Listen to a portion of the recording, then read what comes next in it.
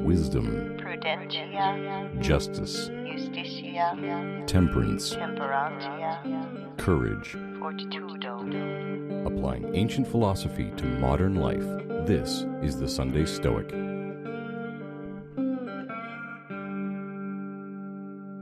Welcome to the Sunday Stoic podcast, where we talk about ancient philosophy and how it applies to modern life. My name's Dan Monks of Queens, New York City, and today I'm joined by Steve Caravid in Howard, Ohio. Steve and I have been going through the Stoic Paradoxes, which were written by Cicero. And as we mentioned before, Cicero was not a Stoic himself, but he did hold the school in high regard, and he wrote a number of summaries of Stoic philosophy. And one of them was the Paradoxa Stoicorum, wherein he discussed 6 Stoic paradoxes, which were things that were surprising and counter to the prevailing attitudes and opinions of society. The Stoics made a part of their philosophical system and believed that through their presentation of the logical arguments for these things that they would be persuasive. And number 1 was, virtue is the only good. Coming in at number 2, virtue is sufficient for happiness. Number 3, all vices and all virtues are equal.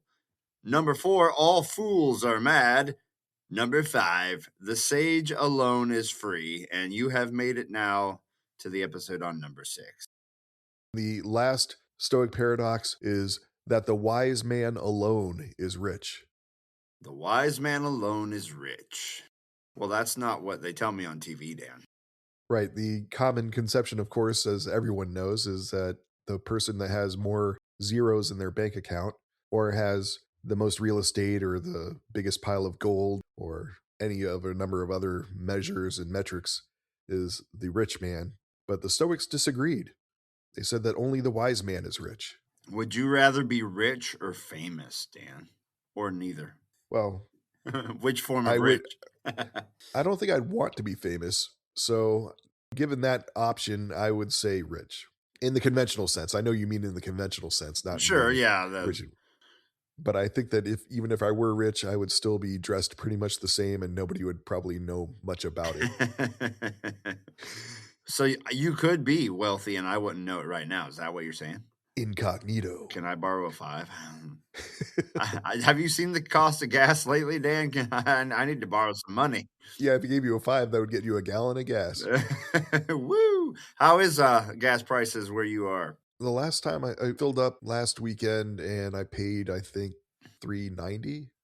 Yeah, here it was $3.99 today. Yeah, I think it's gone up since I paid.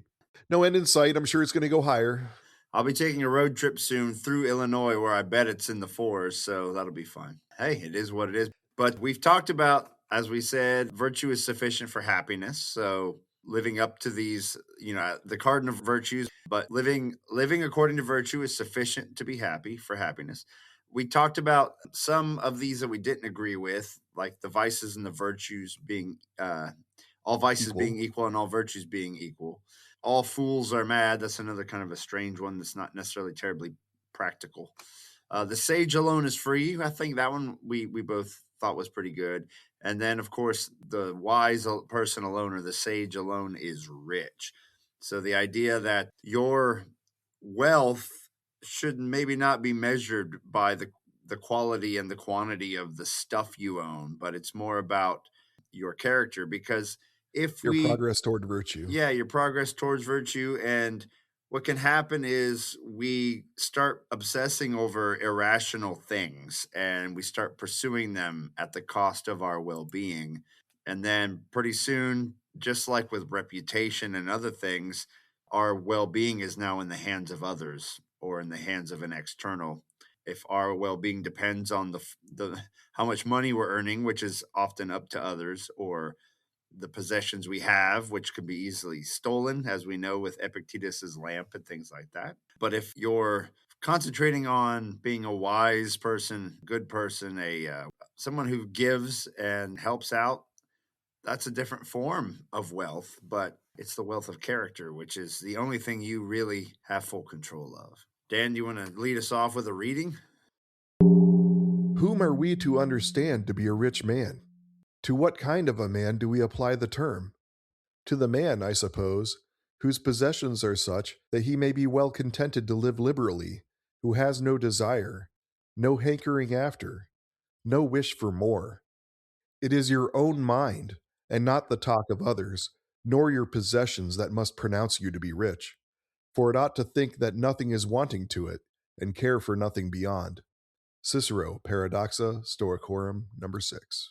So it's your own mind, Dan, or in the words of the Beatles in Yellow Submarine, it's all in the mind, you know. Yes, as we know, people that are blessed with the preferred indifferent of wealth frequently only thirst after more. When they make that their goal in life to be wealthy, yeah, they have a never ending desire for more and more and more. How can you be viewed to be rich if you are constantly obsessing over it and trying to get more stuff? So the way to become rich really is to moderate your desire for externals like wealth. Exactly. And knowing if you do have some, knowing what's enough, and saying, because so many individuals out there, once they have it's like a drug. Once they have it, they want more, and they can't have enough. They pursue it at the cost of relationships, at the cost of their well-being. At the cost of their progress toward virtue, they start Exactly. slipping toward vice because they will do all sorts of deceitful and criminal things, even. Absolutely. In fact, Cicero described that. If for the greed of money you think no source of profit disgraceful, if every day you are cheating, deceiving, craving, poaching, and pilfering, if you rob the allies and plunder the treasury, are such practices the indications of a rich or a needy man? It is the mind and not the coffers of a man that is accounted rich. Cicero, Paradoxa Stoicorum, number 6. I've seen this. I'm sure you've seen that as well. I mean, it's in the news all the time, but we can see it in our own lives, this craving for more and deceitful behavior, like when a loved one dies and relatives circle like vultures to try to get more than the will granted them and stuff like that. It's just kind of gross. Yes, we see it in the news all the time with all the politicians and the wealthiest of the wealthy using corrupt means to secure larger and larger sums of money so that they can have another island or a third super yacht or It's or their like second jet. insider trading and embezzlement and all those things that those high crimes, but we can see it up the food chain from those who have a lot of material wealth to those who are not as well off but trying to become rich and willing to do anything to get there. That's when the where the moral corruption seeps in. And as you say, even when you get to the very top, they still want more. There's always another rung on Always that another ladder. rung in the ladder. Yep. If you're unable to find satisfaction, it's just the hedonic treadmill. You have to have more. It's the pursuit of more that makes them happiest. I don't know if it's driven by the fear of losing what they have or some sort of status thing, or if it triggers some hormone in the brain, what it is that creates this, but it seems to happen over and over and over again. Yeah, if you look back in history, Emperor Nero was the archetypal version of this, where he was never satisfied. Like even though he was the wealthiest, most powerful man in the world, he was always trying to like acquire more, and he would kill people and take their estates and things like that. It's like the saying that absolute power corrupts absolutely. We could expand that into other realms. I'm sure a sage could be rich and not be corrupted by it, but that doesn't seem to be the case for most of us non-sages. I don't think it's impossible for even us regular folks to get money and not be corrupted by it. I just think that it's a common trait that those who don't strive for virtue will be corrupted by it. But when they make the center of their lives, the focus of their lives, the goal of their lives to be the acquisition of wealth, then those are the sorts of folks that will be corrupted and will do unspeakable and horrible things to humanity to get more and more. I haven't met many people who I would describe as rich, so I don't know. But Well, a lot of these folks we can observe mainly through the news and stuff. right. The filter we're seeing this through is not the most idyllic filter, or maybe the most well-rounded filter. Are we, because we have greater possessions, richer men? I wish we were. But the amount of wealth is not defined by the valuation of the census, but by habit and mode of life. Not to be greedy is wealth. Not to be extravagant is revenue. Above all things, to be content with what we possess is the greatest and most secure of riches. Cicero, Paradox Stoicorum, number 6. Yeah, the same theme. Contentment is the greatest of riches because, once again, you have enough. The wealthy person is the person that perceives themselves to have enough to be happy. And for a sage, of course, that means any amount, no matter how great or how little, will be enough for a sage to be happy. Sure. I know that we all come from different socioeconomic backgrounds and things, so it's kind of weird to talk about you have enough. I'm not saying that you have enough, but from my own perspective, if I quit working right now, for example, I would lose the home I have. I'm not wealthy enough to have things paid off. I don't have enough to live without working. But I could, if I were a sage, my wife and child were a sage, we could downsize to a one-room shack like Thoreau had or something and be much better off, where we could probably live off of one salary and be okay. The trick here is making sure whatever you're doing, whatever you're pursuing, that you're not doing it at the cost of virtue, at the cost of your character. I've heard reported by others that Stoic practitioners that practice for a long time and learn to moderate their desire for externals like the latest fashions and jewelry and fast cars and things, that because they moderate their expenditures, that they frequently make more than they spend. And because of that, they accidentally become wealthy over time because they have that money available to invest. Right. I think I've mentioned this before, but one thing I sometimes tell myself when I walk into a big store or even log into Amazon is happiness cannot be found here. As a reminder that you might see something that you go, ooh, that would make me happy. Of course, it might for an hour, but long term happiness is found elsewhere, not in piles of stuff you can haul home. Yes, happiness is in not wanting to bring things home. Exactly. Like, I don't need that. And not in a sense that you are have a sense of denying yourself. It's truly not even registering that you want these things. That's what I think it would be the best way to describe it. Cicero pointed out that estate appraisers valued land, buildings, and fields as being of greater value than gold and silver, because it is hard for thieves to pick up land and buildings and cart them away. And then Cicero went on to say, how much more valuable still is virtue, which can never be wrested, never can be filched from us, which cannot be lost by fire or by shipwreck, and which is not alienated by the convulsions of tempest or of time, with which those who are endowed alone are rich, for they alone possess resources which are profitable and eternal, and they are the only men who, being contented with what they possess, think it sufficient, which is the criterion of riches. They hanker after nothing, and they are in need of nothing. They feel the want of nothing, and they require nothing. As to the insatiable and avaricious part of mankind, as they have possessions liable to uncertainty and at the mercy of chance, they who are forever thirsting after more, and of whom there was never a man for whom what he had sufficed, they are so far from being wealthy and rich that they are to be regarded as necessitous beggars. Cicero, Paradoxa Stoicorum, number 6.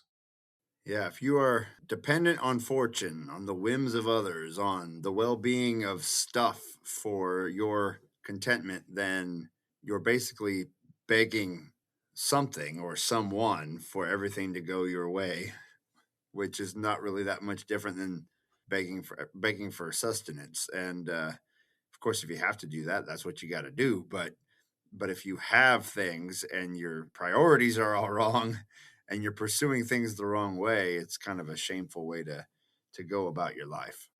The wealthy man is the man who does not want more. He's the man that has enough for his needs, and the person who's made progress toward virtue is satisfied with what he has, and therefore he is wealthy. He's not filled with greed and lust for things he does not yet have, and he's not filled with fear of losing what he has. I am by no stretch of the imagination a sage or a wise person in this front, but I will say this. I have never owned a brand new car. I don't know if maybe I will one of these days, but never have.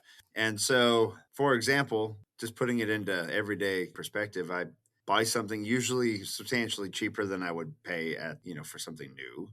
And then a lot of times when you buy something used, it's already got a few scratches and things on it. So when I inevitably scratch it or put a little ding in it, it's not like a devastating blow, like, oh no, what have I done? It's like, well, there's my mark on a story that's already in progress. And so it doesn't hurt you as much. But if it's like I have to have a new car and I have to have a new car every 3 years, so I'm keeping up with my neighbors, and then it's got to look really good, and you create all these conditions that you think your happiness depends on, and you will inevitably not be happy. You'll be worried when you go into the store that someone's going to scrape your car. You're going to be worried that someone's going to bump into it, or that something's going to, the check engine light's going to come on. And so eventually you have this thing, but it's robbing you of contentment. And expand that out from the car example to just all kinds of things in life, and it can really snowball on you and affect your well-being. The elimination of the need for all the extravagances of life, as Cicero said, is revenue, because you're not spending that money.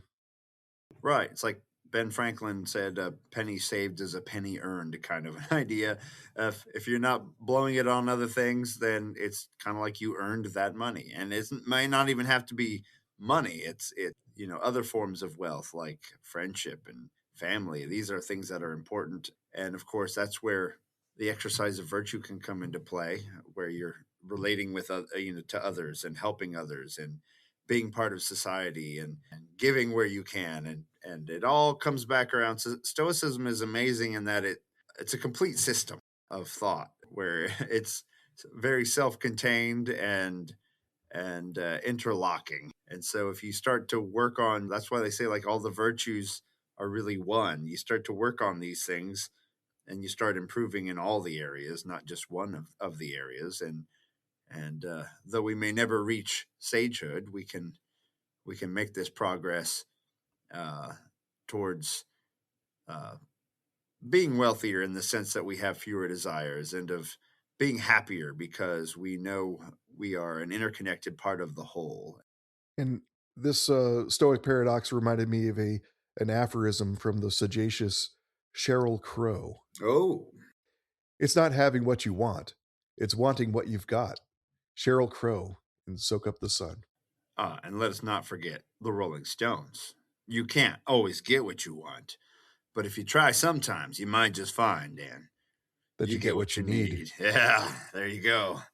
And that being said, remember to check your desires. Make sure you're pursuing things for the right reasons and not at the cost of virtue. And get out there and put your Stoic principles into practice. Let us know how things are going. SundayStoic@gmail.com. Like and review this podcast. Rank it where you can.